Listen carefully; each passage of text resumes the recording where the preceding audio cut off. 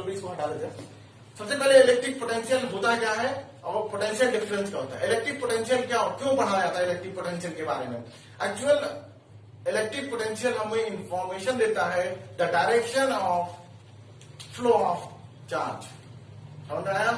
Electric potential of a conductor gives the direction of flow of electric charge, कि हमारा electric charge किस direction में flow करेगा वो हम पोटेंशियल देख के बताएंगे। बात समझ में आ गई बच्चों, ये क्लियर हो गया। यदि हम इलेक्ट्रॉन के डिफरेंस की बात करें जो कि एक निगेटिवली चार्ज पार्टिकल होता है, तो इलेक्ट्रॉन का जो फ्लो होता है from the region of lower potential to the region of higher potential, electron हमेशा अपने लोअर पोटेंशियल से अपने हायर पोटेंशियल की तरफ फ्लो करता है। ये बात समझ में आ गई। अभी सारा डिफिनेशन मैं लिखवा दूंगा, अभी समझने की बात क्या है तो समझने पहले हमने क्या बोला कि जो मान लिया कि एक दो सर्किट थी, ठीक है, दो स्फीयर था, इसका पोटेंशियल मान लीजिए 2 वोल्ट था और इसका पोटेंशियल था -3 वोल्ट। अब यहां से तो क्लियर समझ में आ रहा है कि ये पॉजिटिव है तो ये हायर पोटेंशियल पे है, ये नेगेटिव है मतलब ये लोअर पोटेंशियल पे है। तो इसको क्या लिखे तुम्हें, ये हायर पोटेंशियल, ये किसमें है, लोअर पोटेंशियल पे है। ठीक है। अब देखो होता क्या है, पोटेंशियल के उपयोग बनाया जाता है इसीलिए डिफाइन करने के लिए डायरेक्शन को। कैसे, हमने कहा ये स्फीयर हमारा हायर पोटेंशियल 2 वोल्ट पे है और ये स्फीयर हमारा lower potential that is -3 volt पे है। ठीक है। कहते हैं कि जैसे ही इन दोनों कंडक्टर को आपस में कनेक्ट करते हैं, आइदर बाई कॉन्टेक्टिंग देम, दोनों को कॉन्टेक्ट में ले आओ, या किसी कंडक्टिंग वायर से इसको कनेक्ट कर दो। ठीक है। कंडक्टिंग वायर वो होते हैं जो फ्लो ऑफ चार्ज को मतलब प्रमोट करते हैं। ठीक है। तो हमने क्या बोला, जैसे इन दोनों वायर को, जैसे इन दोनों स्फीयर को हमने किसी कंडक्टिंग वायर से कनेक्ट किया, इलेक्ट्रॉन का फ्लो होना शुरू हो गया। इलेक्ट्रॉन का फ्लो होना शुरू हुआ। मैंने क्या बोला, डायरेक्शन ऑफ इलेक्ट्रॉन क्या होता है, from the region of lower potential to the region of higher potential. अब यहां से दिख रहा क्लियर कि ये लोअर पोटेंशियल है, ये हायर पोटेंशियल है, तो इलेक्ट्रॉन का जो फ्लो होगा, इसको फर्स्ट स्फीयर मान लेते हैं, इसको सेकंड मान लेते हैं। इसका क्या होगा, सेकेंड स्फीयर से इलेक्ट्रॉन फ्लो होगी, किसमें आएगा, फर्स्ट स्फीयर में। क्यों, क्योंकि ये लोअर पोटेंशियल पे है और ये हायर पोटेंशियल पे है। ठीक है। यदि हमको पोटेंशियल नहीं पता होता तो हम बता नहीं सकते थे। बात समझ आ गई। तो इलेक्ट्रिक पोटेंशियल हमें किसके बारे में इन्फॉर्म करता है, the direction of electrical charge, the direction of electric charge. ठीक है। इलेक्ट्रॉन के डिफरेंस में बात करें तो हमने कहा कि इलेक्ट्रॉन हमेशा लोअर पोटेंशियल से हायर पोटेंशियल की तरफ फ्लो करता है। आई बात समझ में। अब कब तक फ्लो करेगा, कब तक फ्लो करता रहेगा, जब तक कि दोनों का पोटेंशियल सेम ना हो जाए।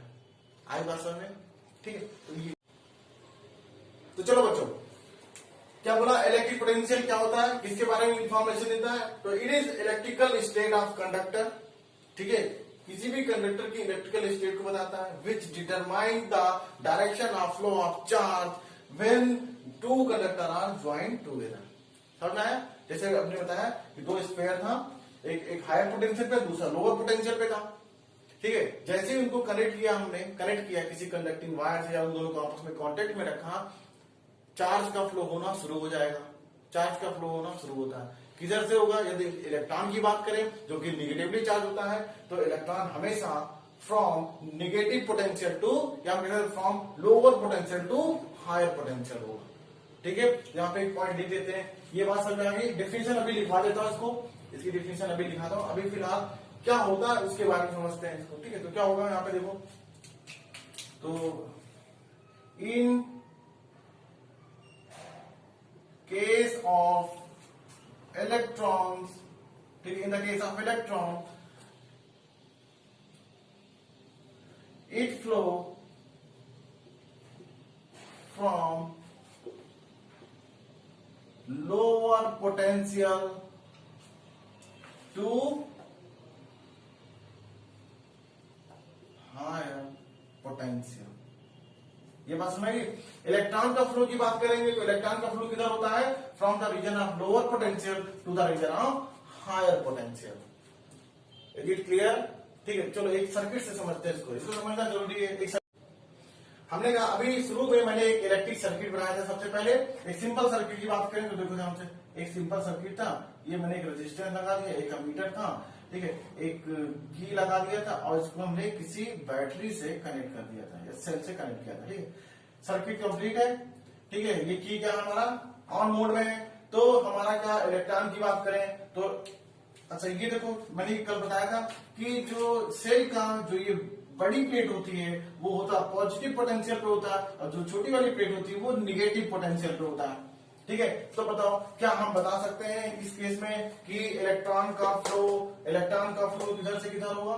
देखो ये क्या है हमारा lower potential, negative lower potential, ये प्लेट कैसी है प्लस में, मतलब हायर पोटेंशियल पे। तो इलेक्ट्रॉन का फ्लो इलेक्ट्रिकल सर्किट की बात करें, विद इन सेल की बात नहीं करेंगे हम, हमेशा किसके रेफरेंस से बात करेंगे, आउटर सर्किट की बात करते हैं। तो इलेक्ट्रॉन का फ्लो जो होगा बच्चों ये देखो ये होगा, this is the flow of electron, this is the flow of electron. ठीक है, ये फ्लो का इलेक्ट्रॉन होगा, क्यों, क्योंकि लोअर पोटेंशियल से इलेक्ट्रॉन फ्लो करता हुआ कहां जाएगा, हायर पोटेंशियल पे। ठीक है, हायर पोटेंशियल पे जाएगा। ठीक है, अब बात रही करंट की। मैंने बताया जो करंट की डायरेक्शन होती है वो निगेटिव चार्ज मतलब फ्लो ऑफ इलेक्ट्रॉन के अपोजिट होती है। तो यहां से क्लियर हो सकता है कि हमारा जो फ्लो ऑफ जो इलेक्ट्रॉन रहा होगा वो किधर, सॉरी फ्लो ऑफ जो करंट रहा होगा ये रहा होगा। ये मैं रेड पेन से दिखा रहा हूं, ये किसको दिखा रहा है, करंट के फ्लो के डायरेक्शन को। ठीक है, higher potential to lower potential. बात समझ आ गई। तो चलो बच्चों नेक्स्ट टॉपिक हम लोग पढ़ते हैं इलेक्ट्रिक पोटेंशियल। ठीक है, पोटेंशियल क्या होता है, हमने देखा कि किसी भी सर्किट में चार्ज का फ्लो क्यों होता है, because of potential difference across the terminal of the cell. ठीक है, बैटरी के या सेल के टर्मिनल के अक्रॉस पोटेंशियल डिफरेंस के कारण चार्ज का फ्लो हो जाता है यदि हमारी सर्किट कंप्लीट है तो, मतलब की हमारा ऑन है तो। ठीक है, चार्ज का फ्लो का मतलब करंट का फ्लो, इस तरह सर्किट में करंट फ्लो कर जाती है। मतलब ओवरऑल हम क्या रिजल्ट बता सकते हैं कि किसी भी सर्किट में जैसे ही हम उसको सेल या बैटरी से कनेक्ट करते हैं तो हमको बैटरी या सेल के टर्मिनल के क्रॉस पोटेंशियल डिफरेंस मिलता है, इसके कारण करंट फ्लो होना शुरू हो जाता है। ये बात समझ में। अब इलेक्ट्रिक पोटेंशियल को कैसे डिफाइन करते हैं, तो electric potential in the region of electric field, electric potential at a point in the region of electric field can be defined as amount of work done in bringing a unit positive charge from infinity to that point। अभी समझो, अभी मैं बताता हूं इसको। ठीक है, अभी इसको सुनो, डिफिनेशन क्या होती है, electric potential at any point in electric field can be defined as amount of work done to carry a unit positive charge from infinity to that point। मतलब एक unit positive charge, unit positive charge का मतलब जिसकी value unity हो, मतलब 1 हो और nature कैसा हो, पॉजिटिव हो। हमने देखा था चार्ज के दो नेचर होते हैं, या तो पॉजिटिव होगा या नेगेटिव होगा। एक यूनिट पॉजिटिव चार्ज को मतलब +1 कूलम के चार्ज को इंफिनिटी से किसी दूसरे पॉइंट तक लाने में जो वर्क डन करेंगे that will be the electric potential at that point. ये बात समझ आए। तो चलो पहले डिफिनेशन लिख लेते हैं फिर इसको समझते हैं इसको। ठीक है, तो इलेक्ट्रिक पोटेंशियल कैसे डिफाइन करेंगे, electric potential at any point in the region of electric field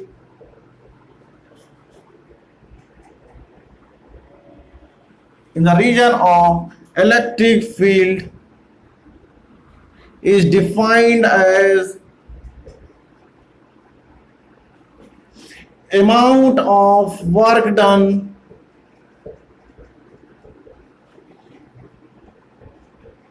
in bringing a unit positive charge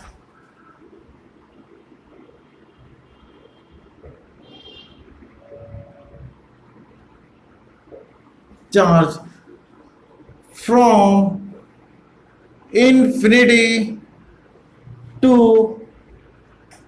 that point। that point का मतलब जिस पॉइंट पर हम पोटेंशियल डिफाइन करने जा रहे हैं। ये बात समझ आ गई।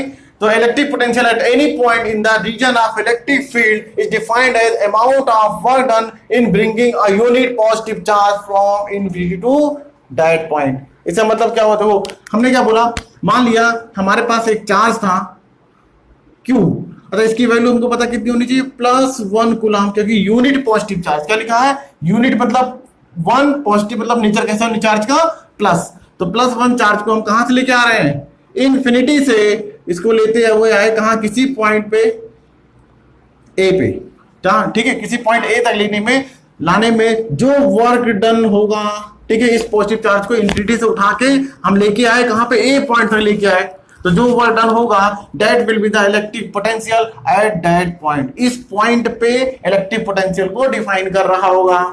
बोले ये बात समझ में आई? ठीक है, हमने कहा कि भाई किसी चीज को, या नॉर्मली हम किसी ऑब्जेक्ट को एक प्लेस से दूसरे प्लेस पर ले जा रहे हैं, तो मतलब हम क्या कर रहे हैं, फोर्स लगा के डिस्प्लेसमेंट दे रहे हैं, मतलब वर्क कर रहे हैं। ठीक है, बिल्कुल यहाँ पे ये यूनिट पॉजिटिव चार्ज को हम कहां से उठा के लाए, इन्फिनिटी से। अच्छा, इस पॉइंट तक लेके आएंगे तो हमको वर्क करना पड़ेगा। ठीक है, तो जो वर्क डन हमने किया यूनिट पॉजिटिव चार्ज को इन्फिनिटी से ए पॉइंट तक लाने में, that will be the electric potential at this point.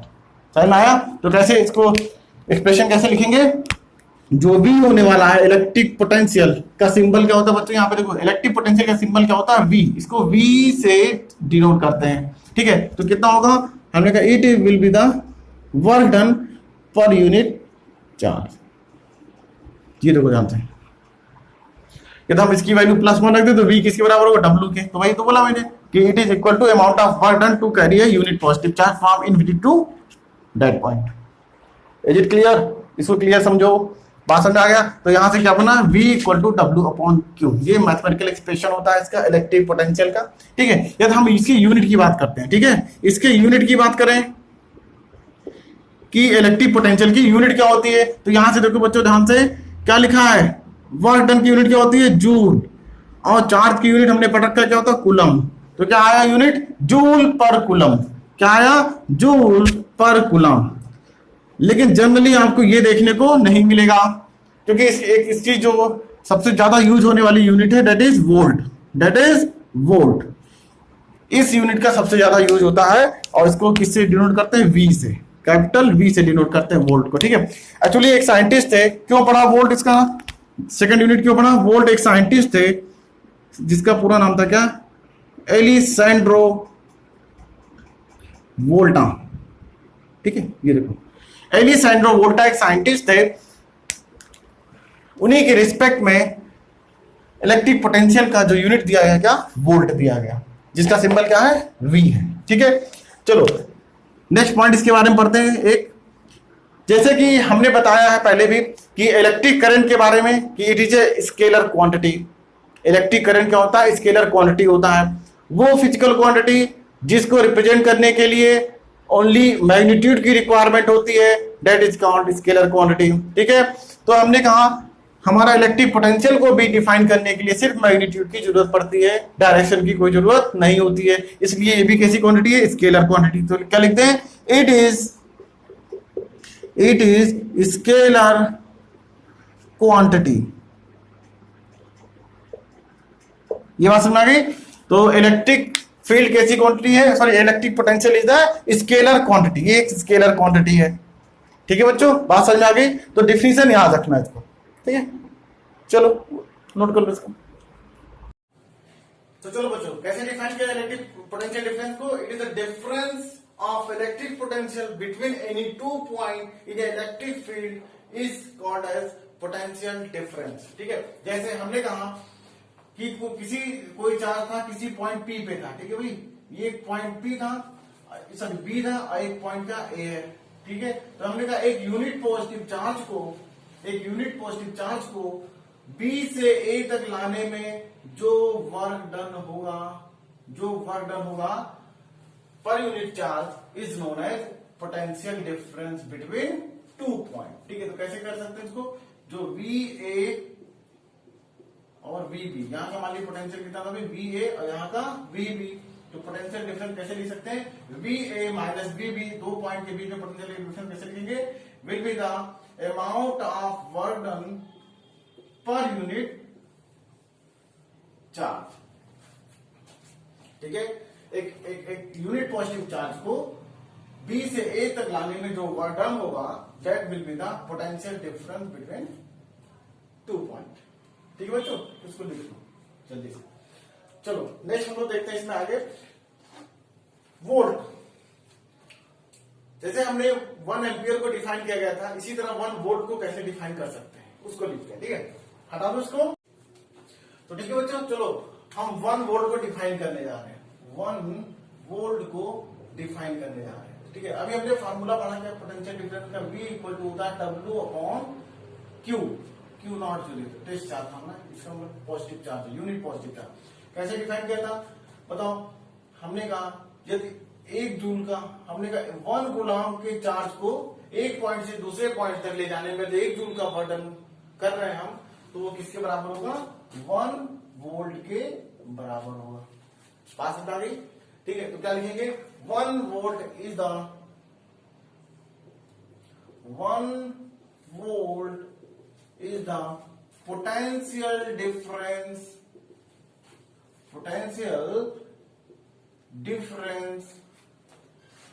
between 2 point in current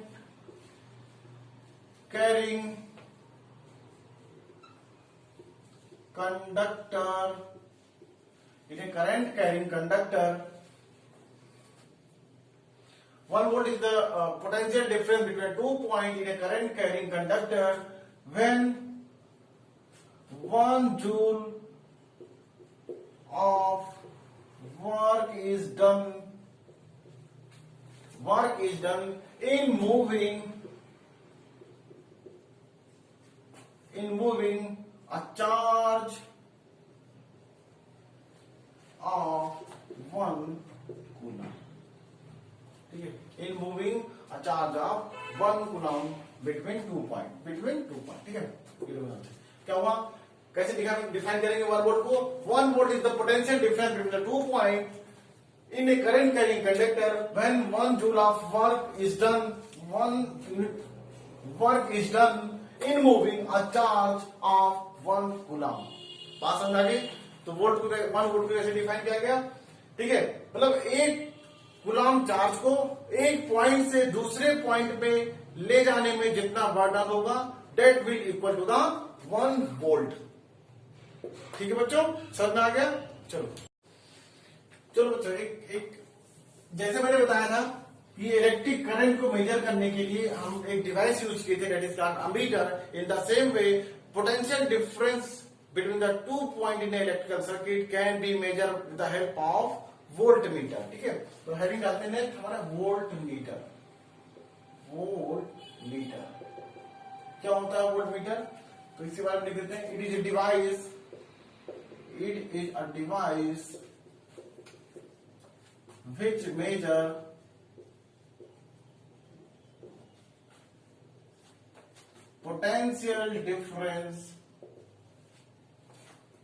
potential difference between electrical circuit। ठीक है, तो वोल्टमीटर एक डिवाइस होता है जिसके हेल्प से हम इलेक्ट्रिकल सर्किट में पोटेंशियल डिफरेंस मेजर कर सकते हैं। ये बात समझ आ गई? चलो इसका सेकंड पॉइंट देखते हैं। कहते हैं कि एक वोल्ट मीटर को हमेशा मेन इलेक्ट्रिकल सर्किट के साथ पैरेलल में जोड़ते हैं। तो क्या लिखेंगे, it always connected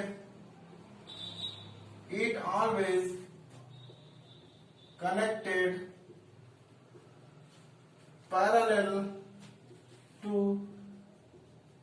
electrical circuit. ठीक है, जिस वायर के क्रॉस हमको पोटेंशियल डिफरेंस निकालना है उस वायर से इसको पैरेलली कनेक्ट कर दिया जाता है, पैरेलल कॉम्बिनेशन में। याद करो अमीटर कैसे कनेक्ट करते थे मेन सर्किट से, सीरीज में। लेकिन पोटेंशियल मेजर करना है तो हमको वोल्ट मीटर को कैसे कनेक्ट करना पड़ेगा भाई, पैरेलल में कनेक्ट करना पड़ेगा। ठीक है, एक थर्ड पॉइंट देख लेते हैं। कहते हैं एक आइडियल वोल्ट मीटर जो होना चाहिए उसका रेजिस्टेंस इंफिनिटी होना चाहिए। ठीक है, an ideal volt meter has resistance infinity. ठीक है, तो मतलब एक आइडियल वोल्ट मीटर का रेजिस्टेंस कितना होना चाहिए, इंफिनिटी होना चाहिए। ये बात समझ आ गई? एक आइडियल एमीटर का क्या प्रॉपर्टी थी कि उसका रेजिस्टेंस जीरो होना चाहिए, जबकि यहाँ पे देखो दोनों अपोजिट शो कर रहे हैं कि नहीं, उसको हमेशा एमीटर को हमेशा मेन सर्किट के सीरीज में जोड़ते थे, इसको पैरेलल जोड़ रहे हैं। ठीक है, जो आइडियल एमीटर का रेजिस्टेंस जीरो होना चाहिए, जबकि एक आइडियल वोल्टमीटर का रेजिस्टेंस इन्फिनिटी होना चाहिए। ठीक है बच्चों, ठीक है, चलो जल्दी से नोट कर लेते हैं। ठीक है बच्चों, चलो इलेक्ट्रिक पोटेंशियल डिफरेंस पे एक क्वेश्चन करते हैं। हमने कहा हाउ मच, एक क्वेश्चन है एनसीईआरटी का एग्जांपल है। क्वेश्चन क्या है, how much work is done in moving a 2 coulomb charge between the 2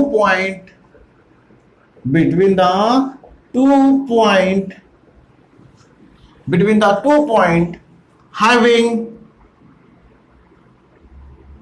potential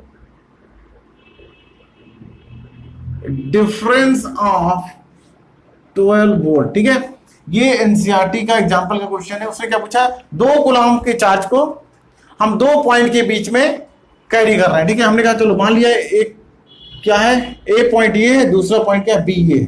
ठीक है, हमने कहा 2 कूलम के चार्ज को एक पॉइंट से दूसरे पॉइंट तक, ठीक है, मैंने मान ली 2 कूलम का चार्ज है, उसको इस पॉइंट से लेके ए पॉइंट तक लेने में कितना वर्डन करना पड़ेगा। यदि इन दोनों के बीच का जो पोटेंशियल डिफरेंस दे रखा है, V A minus V B दे रखा कितना है, 12 वोल्ट है। तो ठीक है बच्चों, तो ये क्वेश्चन है, तो निकालना बहुत आसान। अभी हमने पढ़ा क्या है पोटेंशियल की डिफिनेशन, क्या V equal to W upon Q। देखो बच्चों ये फॉर्मूला लगेगा, यहाँ पे पुट कर दे। तो हमको क्या पूछा, W पूछा गया हमसे क्या पूछा गया, W पूछा गया। W इक्वल टू क्या होगा, Q इंटू V। Q की वैल्यू कितनी है, 2 कूलम इंटू पोटेंशियल डिफरेंस कितना दोनों पॉइंट के बीच में, 12 वोल्ट। तो आंसर कितना आ गया भाई, 24। वर्क डन है, तो वर्क डन की यूनिट क्या होती है, जूल। तो हमारा आंसर कितना आ गया, 24 जूल। ये देखो, ये बात समझ में आ गई। तो चलो नोट कर लो इसको, हो गया बच्चों।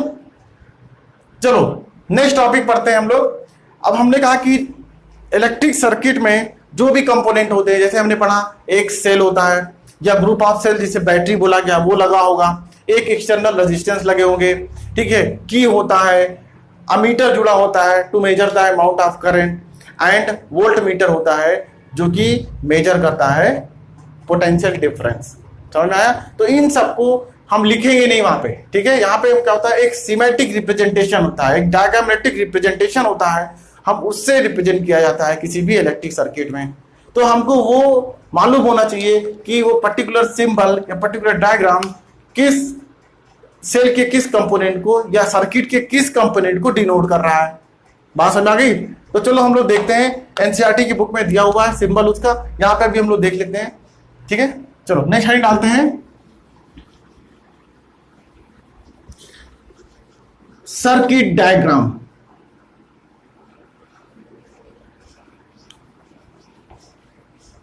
नेक्स्ट हेडिंग डालते हैं सर्किट डायग्राम।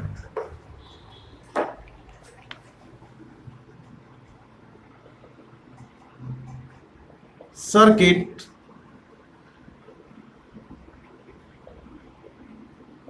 डायग्राम। ठीक है, तो यहां पे इसको डिवाइड कर लेते हैं 2 पार्ट में। ठीक है, तो यहां पे तो सबसे पहला यहां पे लिख देते हैं, यहां पे जो हेडिंग होगी कंपोनेंट। कंपोनेंट किसका, जो भी सर्किट का कंपोनेंट होगा। और यहां पे क्या लिखें, उसका सिंबल का यूज करते हैं, ठीक है बच्चों। तो सबसे पहला हम लोग देखते हैं इसमें, जो सबसे पहला सिंबल यूज करते हैं सेल का। किसका, सेल। कैसे डिनोट करते हैं सेल को कैसे डिनोट करते हैं मैंने बता रखा पहले भी सिंपल सर्किट में, कि एक दो प्लेट बनाएंगे अनइक्वल लेंथ की। ठीक है बच्चों, अनइक्वल लेंथ की 2 प्लेट बनाएंगे, एक बड़ी प्लेट होगी और एक छोटी प्लेट होगी। देखो ध्यान से, एक बड़ी प्लेट है, एक छोटी। बड़ी वाली प्लेट पॉजिटिव टर्मिनल होता है और छोटी वाली प्लेट निगेटिव टर्मिनल होता है। तो this is the symbol of cell. ठीक है, सेकेंड हम बात करते हैं, सेकेंड ठीक है, सेकेंड पार्ट पढ़ते हैं, बैटरी।